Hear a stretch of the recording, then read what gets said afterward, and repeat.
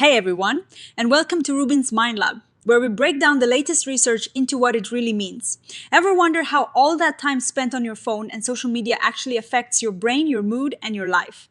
Well, this new study dives deep into just that, looking at it from the perspective of teens, their teachers, and their parents. So what is the big question here? Scientists have known for a while that there is a link between how much time teens spend on their phones and their mental health.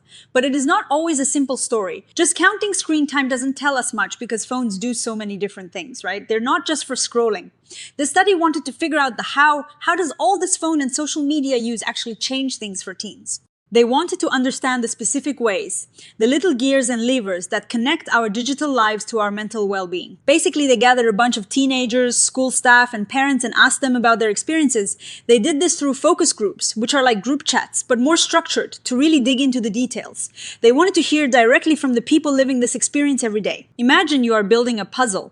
This study looked at the puzzle of how phones and social media affect teens' minds. They broke it down into 4 main pieces: physical health, like how much they move or sleep; cognitive health, which is about thinking, learning, and attention; social health, like how they connect with others; and emotional health, how they feel. They talked to 82 adolescents aged 12 to 15, 46 school staff, and 49 parents. These folks came from 7 different schools in England, chosen to represent a mix of backgrounds.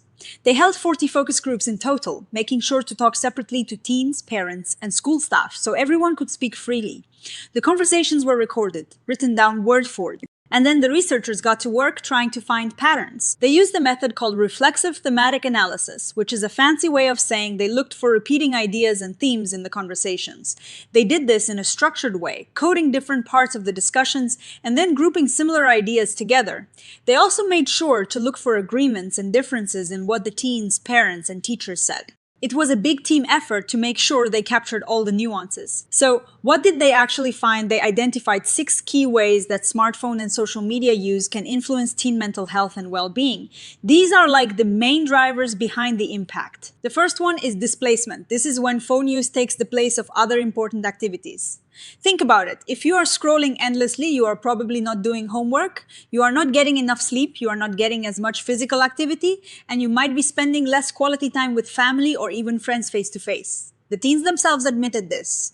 One girl said, "I want to do sports at this time, but then you are on social media and you keep scrolling and then, it gets late and you just don't do it." This can lead to less learning, poorer sleep, and even feeling more aggressive. Next up is sustained engagement, particularly with short, quick videos. Platforms like TikTok and YouTube have these really fast-paced videos, and the researchers found that constantly watching them can really mess with attention.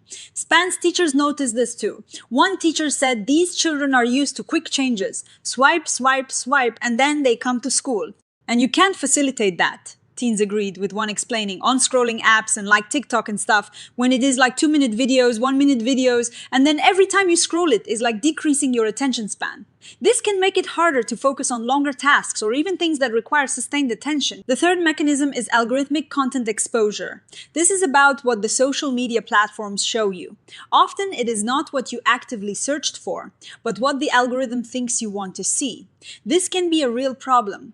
Many teens talked about seeing negative or depressing content. One teen explained, let's just say, what is shown to you. So let's just say, I don't know, if someone has TikTok. Yeah, the For You page, let's say it is more negative. Obviously, it is going to have a negative impact on the other. This exposure to unwanted or even inappropriate content can influence moods, create unrealistic beliefs, and make it hard to tell what is real. The fourth mechanism is all about emotional and behavioral regulation. This is where teens use their phones to manage how they feel.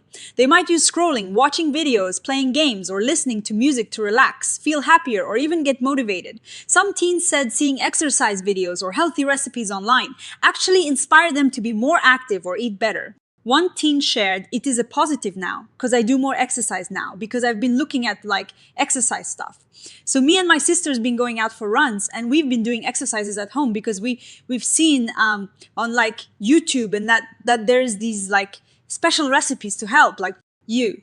This shows that phones can be used as a tool to help manage emotions and even encourage positive behaviors. Then we have knowledge acquisition. Phones are amazing for learning. Teens use apps, search engines, and even social media to find information. teachers and parents saw this benefit.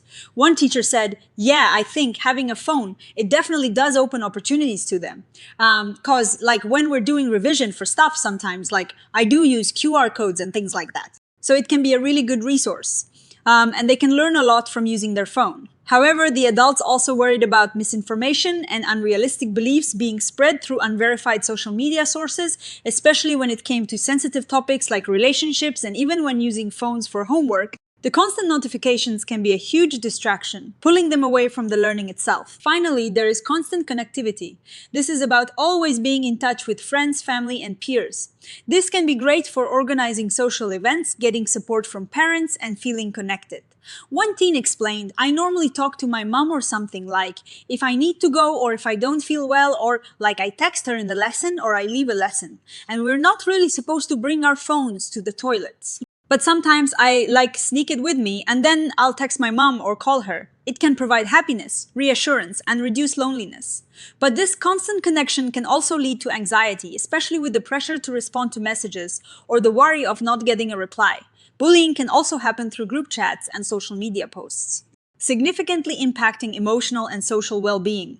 Teachers even noted that this constant need to connect could be eroding teens' social skills, with some teens preferring to text someone sitting right next to them rather than talk. The study also found some interesting differences based on age and sex. Older teens, 14 to 15-year-olds, were more likely to use their phones to plan social activities and engage with well-being content. Younger teens, 12 to 13-year-olds, were more likely to compare themselves to others online. For sex differences, while both boys and girls found social media unrealistic, girls tended to focus more on aesthetics and beauty, while boys focused more on wealth and success. So what does all this mean?